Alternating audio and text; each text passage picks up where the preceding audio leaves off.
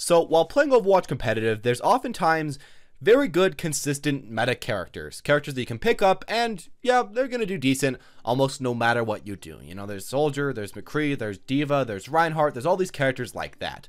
But today I want to talk about some other characters. Some heroes that in some situations can do extremely well, can carry a game for you, and I mean, if you pick them up, you might just win that game by yourself or your team, and essentially carry by yourself. But on the other hand, a lot of the times you'll get these characters on your team, and they'll just kind of throw and not do way too much as well. And with all that said, let's get started. So the first character I wanted to talk about is Widowmaker, and I think most people can agree with Widowmaker and Hanzo. I guess they are kind of similar characters. With his sniper class, you can either have one on your team that gets pick after pick, kill after kill. They're using the sight lines, they're using the high ground, they're using everything, and they're just winning that game by themselves. And you can just sit back, hold up your shield as Reinhardt, you can just be maybe damage boosting them a little bit as Mercy or doing whatever, but it seems like this character is just completely winning that match by themselves. And I feel like that actually can happen a decent amount of times.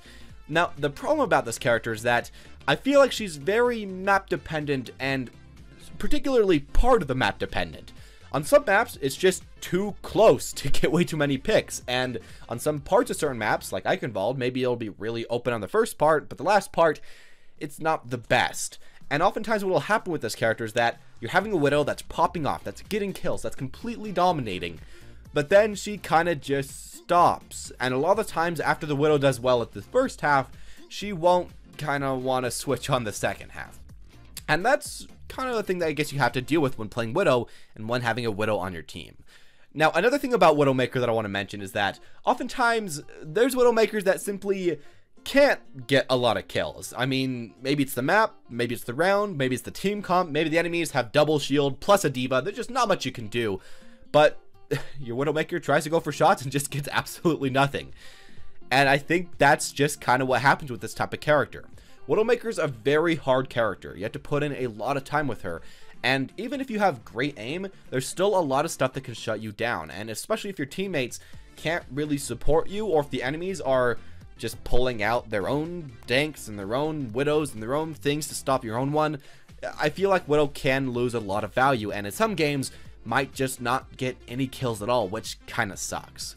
And I guess the final thing about Widowmaker that can really make her feel good or bad is having a Widowmaker versus the enemy team's Widowmaker. The better Widowmaker seems to hard carry that game no matter what.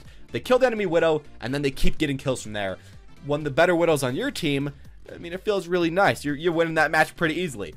When the better Widow's on the enemy team, yeah, it sometimes feels like your Widow's throwing that match. Overall, I feel like she's a character that can be good and can be consistent, especially if you are 100% amazing as her, but she is just kind of situational, and even with the best aim in the game, yeah, some matches she might just kind of throw, especially if you have like a dive comp or something. And now we're going to switch it up to a character that is completely different from Widowmaker. Sombra isn't really quite as much about getting picks, and a lot of the times, of course, your Sombra can go out, can get picks, do all of that. But I feel like the most important part about Sombra is her hack, and especially her ultimate, and I guess as well, kind of the healing that she can bring to your team. If you have a good Sombra on your team, I feel like you can honestly have much worse teammates in general, but the hack and the lack of the enemies being able to use their abilities might just be what you need to win that team fight. If your Sombra knows what she's doing and she gets off nice ultimates, that can be a win in your pocket, honestly. And especially if she's taking a DPS slot, you can still have all the healing that you need, still have all the supportive ultimates and supportive damage that you need, but as well, you have Sombra dealing damage and getting nice ultimates.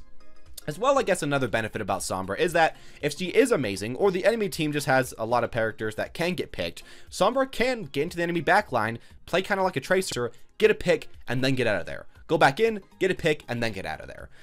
And if that works out for you, you might just have a Sombra that can carry you the match, honestly. Now, a problem with Sombra is that the exact opposite thing can also happen in a lot of matches. Your Sombra gets into the enemy backline and gets picked. And yeah, they're just kind of throwing that round. Oftentimes, if they go in again and again, they keep not getting any kills, they keep dying.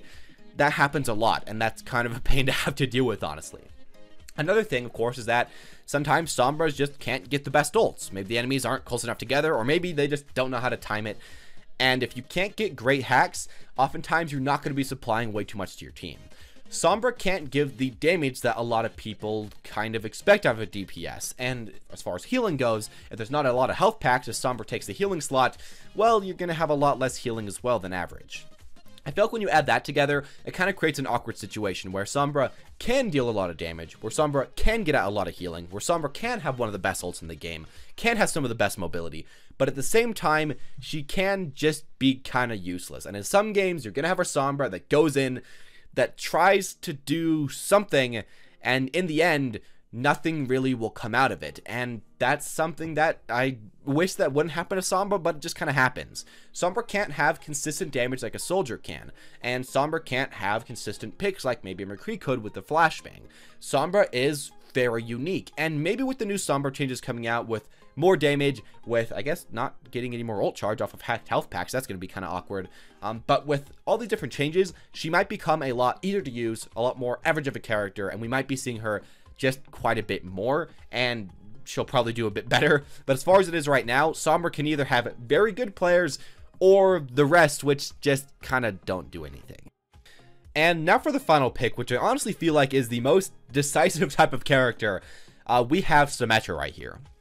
And Symetra is so weird because I feel like Symetra can single-handedly win a game, especially on defense. If she has a nice setup and the enemies aren't running something like a Winston, or they just aren't playing together way too well, you can get out such a high amount of damage as Symetra. You can get out a decent amount of shields, you can get out the shield gen, you can get out the teleporter, and you can essentially just win the game for your team by yourself. And I think that's not really a thing that a lot of other support players can say when they're picking up their character.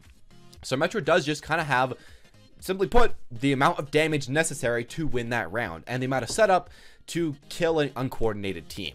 And especially on defense again, Symetra has an insane win rate. It's like around 58-59% almost always.